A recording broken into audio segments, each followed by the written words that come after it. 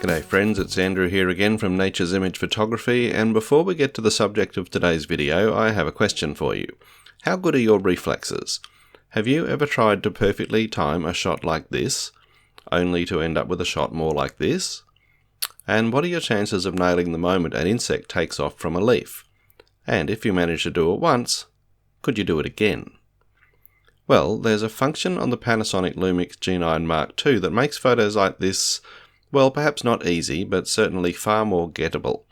So in this video, I'm going to take a close look at the super high-speed pre-burst mode on the Lumix G9 Mark II. After getting to know this function on the original G9, and now putting the new and improved version to work on the G9 II, now I want to show you how to set it up, and give you my tips on how to get it working for you. I'll also show you how to review the photos in camera, because there's a bit of a trick to that too. If you are new to the channel, be sure to subscribe for lots more content on Lumix cameras, and if you really learned something of value from this video, you can always thank me with a coffee, and I'll put a link in the information below. So let's start with a quick explanation of what super high-speed pre-burst is all about. It's one of the drive modes that uses the electronic shutter. As the name suggests, it's capable of very high burst rates of 20, 60, and even up to 75 frames per second. And to make a long story short, the camera starts taking photos before you press the button. In the pre-burst modes, the shooting starts when you half press the shutter button. So for most people, that means when you half press to focus, the camera starts shooting, and it keeps shooting as long as you keep that half pressure on the button. Let's call that the pre-burst phase. But it doesn't save anything until you fully press the button. Then the camera will save everything you shoot, plus a certain number of frames taken in that pre-burst phase.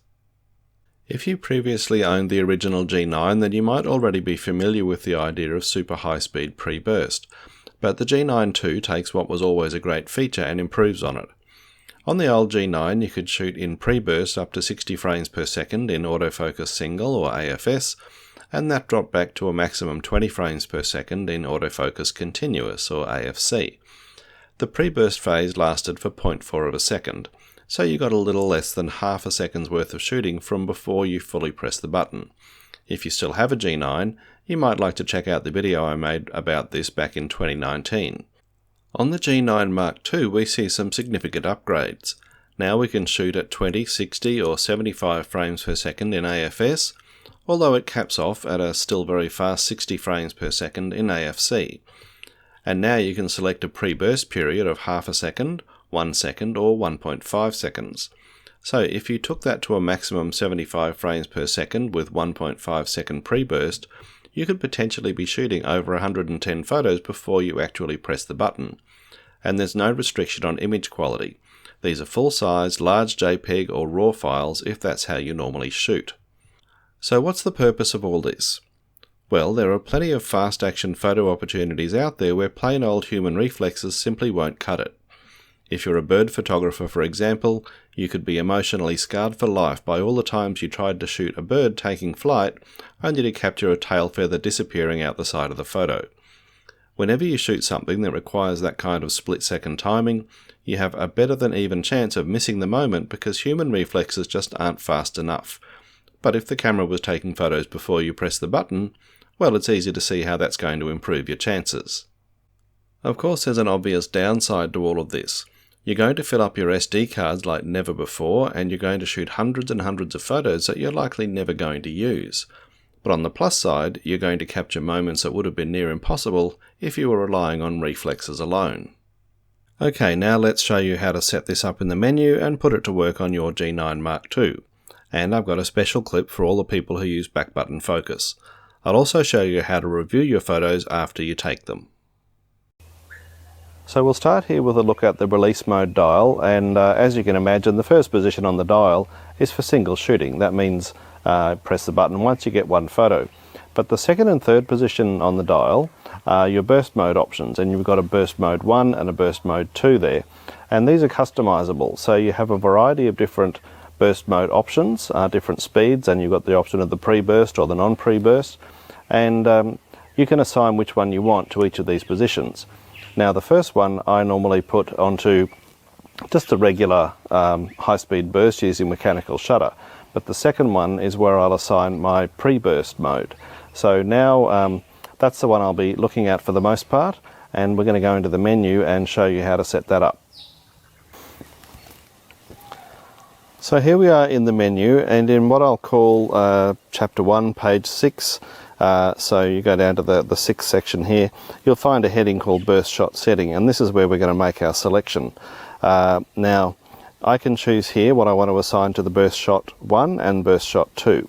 In burst shot 1 I pretty much always keep it as the regular high speed burst, so I have a choice. I can go up to choose all these different functions from 75 frames per second down to 60 to 20 with pre-burst as well, but I'm just going to leave that at the regular high-speed burst that uses mechanical shutter. So I just select that, and that's what I've got for the high-speed, the burst shot 1.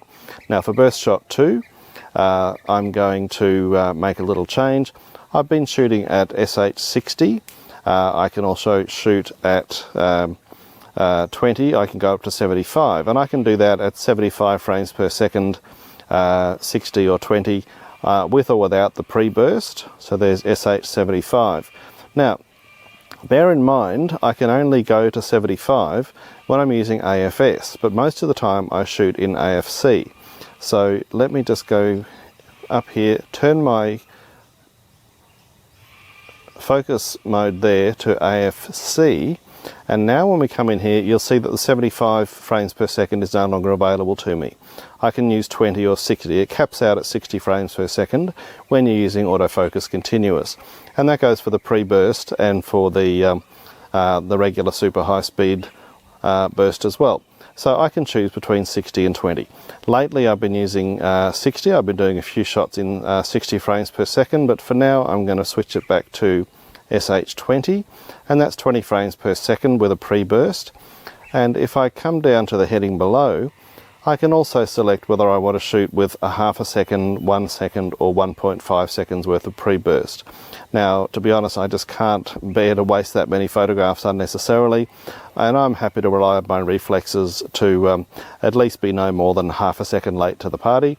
So I generally leave it at half a second pre-burst, and that's what I've now chosen for my burst shot setting 2.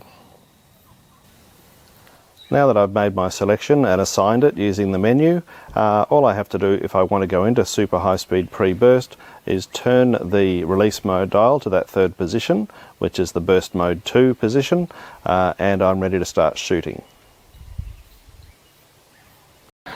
Now I want to address a question that often came up when I talked about pre-burst on the G9. I'm sure there'll be a lot of people interested about this on the G9 Mark II as well. And the question is, does it work with back button focus? If you're focusing using your thumb instead of your finger, does the pre-burst still work? Well, the answer is yes, but there's a bit of muscle memory involved, so you just need to develop the knack for it.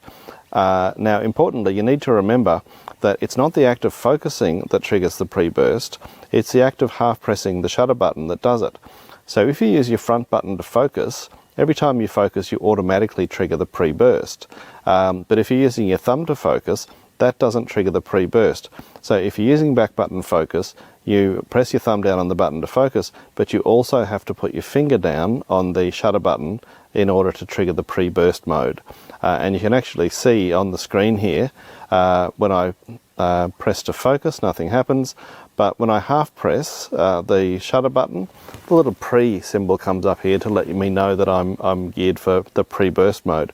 So yes, back button focus works with the super high speed pre-burst, but it's a combination of thumb for focusing and finger for triggering the pre-burst. So what happens after you shoot your super high speed pre-burst sequence? Well, the photos are saved on the camera in folders. Now when you put them on your computer they'll appear as individual photos, but here they're saved as little folders.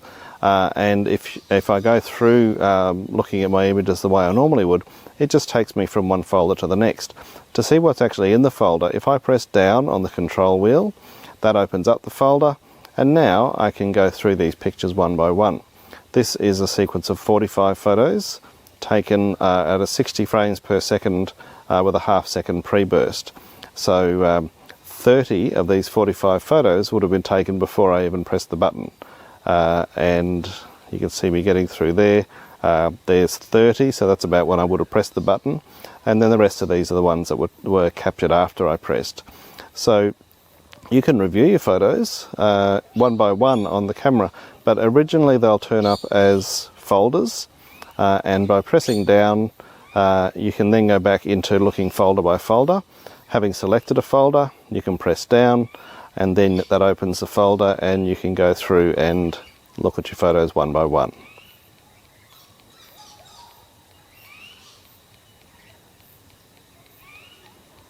Now I think it's about time to wrap this thing up, and I want to finish with a few more recent photos. But first, here's a little live action sample where you can see me take the sequence at 20 frames per second with a half-second pre-burst, and then look back through the images to see what I got. I do hope you've learned a thing or two about super high-speed pre-burst mode, and perhaps you're already starting to think of ways you can use it in your own photography. It's certainly a huge boost to anyone who shoots moments of split-second action. Like anything worth doing, it takes a bit of practice and you're going to end up with an awful lot of rejects, but along the way you're going to capture a few moments of pure gold that'll make you love your Lumix G9 Mark II even more. I'm Andrew Goodall, this is Nature's Image Photography, thanks for watching.